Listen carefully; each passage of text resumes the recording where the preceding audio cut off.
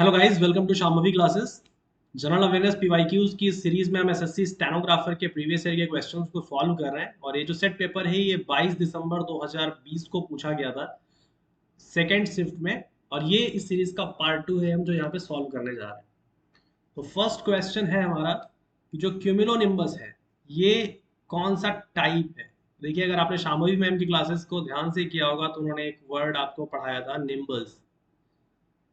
Okay, सो nimbus का अगर meaning आपको क्लियर है तो आपको आसानी से ये क्वेश्चन सॉल्व कर लोगे। आपको केवल निम्बस जानने की कोई जरूरत नहीं, क्योंकि स्टेनोग्राफर में ये आसान ऑप्शंस एटलीस्ट इजी पूछे जाते हैं। क्वेश्चंस भले ही डिफिकल्ट हो बट ऑप्शंस वो आसानी रखते हैं। तो निम्बस का जो मतलब है वो होता है क्लाउड।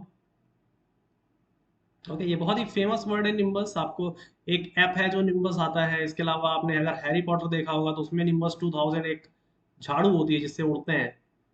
ओके, सो क्यूमुलोनिम्बस ये एक टाइप का क्लाउड होता है। तो करेक्ट आंसर जो है हमारा फोर्थ हो जाएगा, क्लाउड। तो ये एक डेंस टावरिंग क्लाउड होता है इस तरीके का। आप देखेंगे तो मल्टी स्टोरी टाइप का ये क्लाउड होता है और वर्टिकल फॉर्मेशन होता है इसका।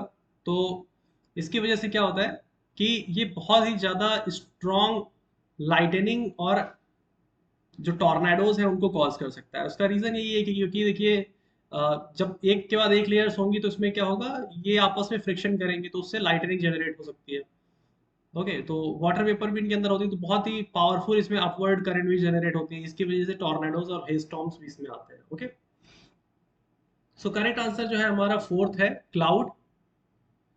क्वेश्चन नंबर 2 पे आते हैं। एक तरीके से ये अवेयरनेस का क्वेश्चन है, अगर आपको याद है तो आप कर पाओगे। Who was the captain of Indian cricket team in the inaugural world cup in 1975? बहुत ही पुराना क्वेश्चन पूछा है इन्होंने। करेक्ट आंसर इसका है थर्ड, एस वेंकटा राघवन। ये हमारे कैप्टन थे इंडियन क्रिकेट टीम के 1975 में। Question number 3 is PP of PPF in micro economics is production possibility. अगर आपने माइक्रो इकोनॉमिक्स पढ़ी हुई है तो आपको पता होना चाहिए कि एफ जो स्टैंड करता है that stands for frontier. Okay, यहाँ लोग कई फंड भी लगा सकते हैं कि, लेकिन वो पीपीएफ दूसरा होता है। ओके, वो पब्लिक प्रोविडेंट फंड होता है। यहाँ पे प्रोडक्शन पॉसिबिलिटी से रिलेट जो है वो पीपीएफ को फुल फॉर्म पूछ रहा है, तो प्रोडक्शन पॉसिबिलिटी फ्रंटियर होता है इसका आंसर। तो करेक्ट आंसर इज फोर।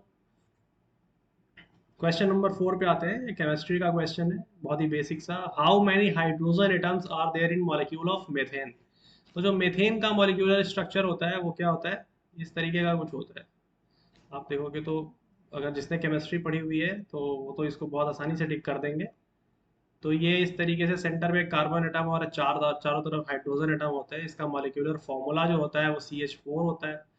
तो इसमें 4 हाइड्रोजन एटम होते हैं मेथेन के मॉलिक्यूल में। तो करेक्ट आंसर जो है हमारा फोर्थ हो जाएगा, that is 4 hydrogen atom in methane. वैसे ही अगर आप देखोगे तो एथेन भी एक फेमस गैस है, फ्यूल के रूप में यूज होती है।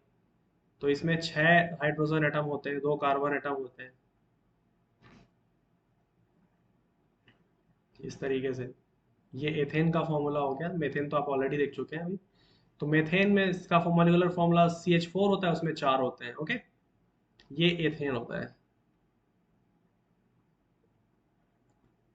क्वेश्चन नंबर 5 पे आते हैं। Which of the following is a monument of 13th century? Okay, तो ये पूछ रहा है कि 13th सेंचुरी में कौन सा इनमें से मॉन्यूमेंट बनाया गया था। तो अगर हम हजार दुआरी की बात करेंगे तो हजार दुआरी मुर्शिदाबाद वेस्ट बंगाल में है। बहुत ही लेटेस्ट इसका कंस्ट्रक्शन है, 19th सेंचुरी में 1860 के आसपास शायद इसका कंस्ट्रक्शन हुआ था।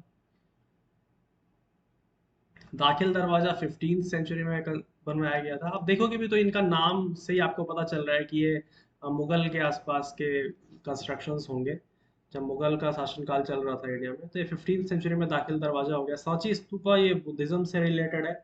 स्तूप जो होते हैं स्ट्रक्चर्स, तो ये एमपी में सिचुएटेड है, मध्य प्रदेश में। और ये थर्ड थर्ड सेंचुरी BC में बनवाया गया था। कोणार्क का सन टेम्पल ये 13th सेंचुरी में बनवाया गया था। ये कहाँ पे है, ओडिशा में। ओडिशा में है। कोणार्क सन टेम्पल किसने बनवाया था, ये क्वेश्चन भी कई बार पूछा गया है SSC CGL में। तो स्टेनोग्राफर में भी पूछ सकता है, नरसिम्ह देव। ये क्वेश्चन हैं आप जो इस क्वेश्चन से निकल रहे हैं डिडक्शन से। तो नरसिम्ह देव ने कोणार्क का सन टेम्पल बनवाया था 13th सेंचुरी में, और ये कहाँ पे सिचुएटेड है? ओडिशा में। क्वेश्चन नंबर 6 पे आते हैं।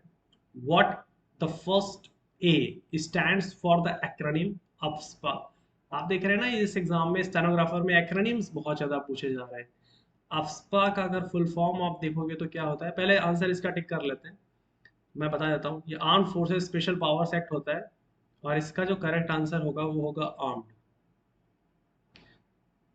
AFSPA arm forces special powers act होता है। इसमें आर्मी को कुछ, आर्मी क्या, आर्म फोर्सेस को कुछ स्पेशल पावर्स दी जाती हैं जो फंडामेंटल राइट्स होते हैं हमारे, तो उनको भी ये ओवर पावर कर सकते हैं। नॉट ऑलवेज, लेकिन कभी अगर इनको डाउट होता है कुछ तो ये 1958 में एक अमेंडमेंट आया था, उसके बाद से ये बनाया गया था स्पेसिफिकली किस वजह से, क्योंकि बहुत ज़्यादा इंसर्जेंसीज इंक्रीज हो रही थी उस टाइम पे हमारे जो नॉर्थ ईस्टर्न स्टेट्स थे वहाँ पे। तो बेसिकली इसका जो जन्म हुआ था वो नॉर्थ ईस्टर्न स्टेट्स के लिए हुआ था। नॉर्मली आप लोग जब इसकी बात करते हैं तो हमेशा किसकी बात करते हैं? जे एंड के डिस्ट्रिक्ट की बात करते हैं, जे एंड के स्टेट की बात करते हैं, जम्मू डिस्ट्रिक्ट की और कश्मीर के लिए।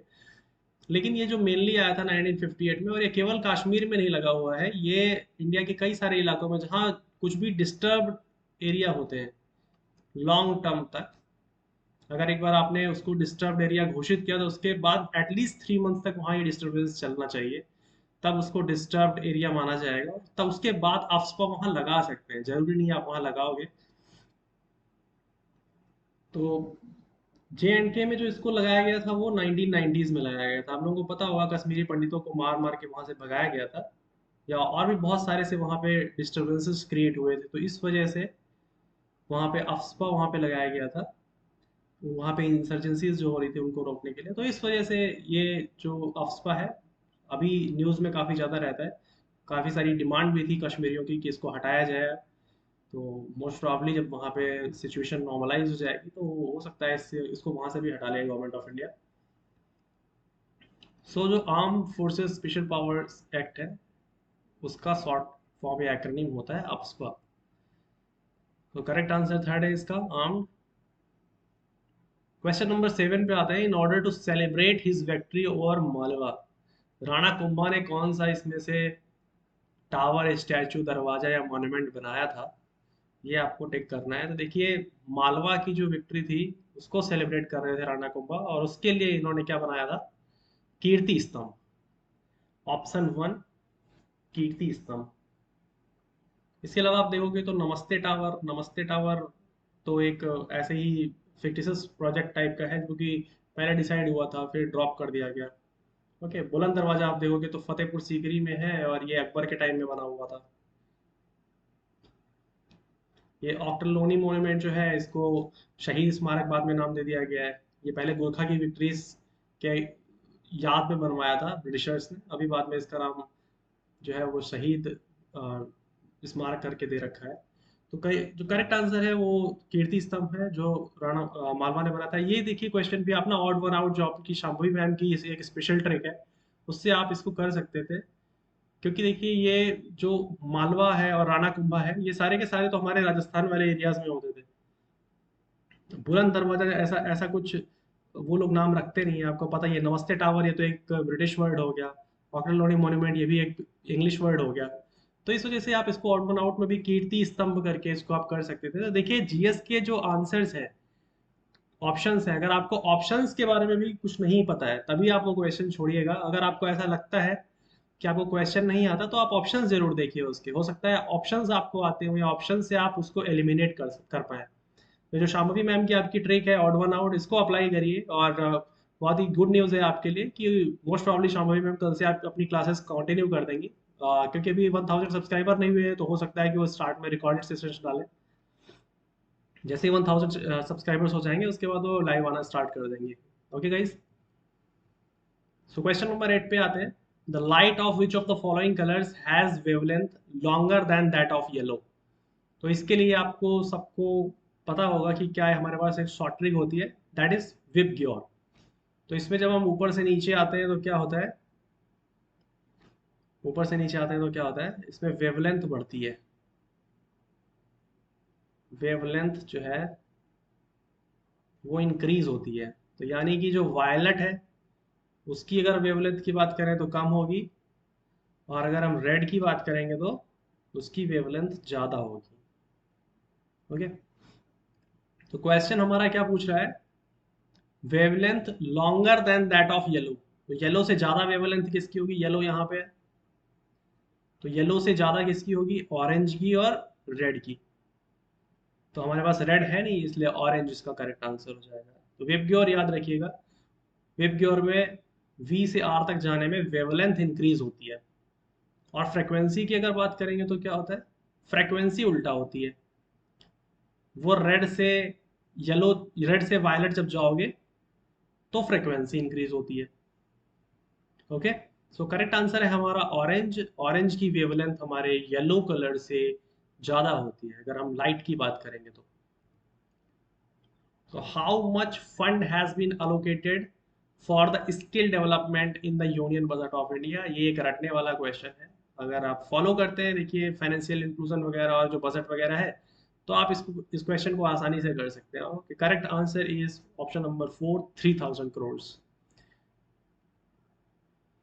क्वेश्चन नंबर 10 इज त्वालोकवान is a handicraft from which state of India. तो ये एक हैंडीक्राफ्ट होता है जो मीडियम टू हैवी या लाइट वेट वूवन फैब्रिक के लिए यूज होता है।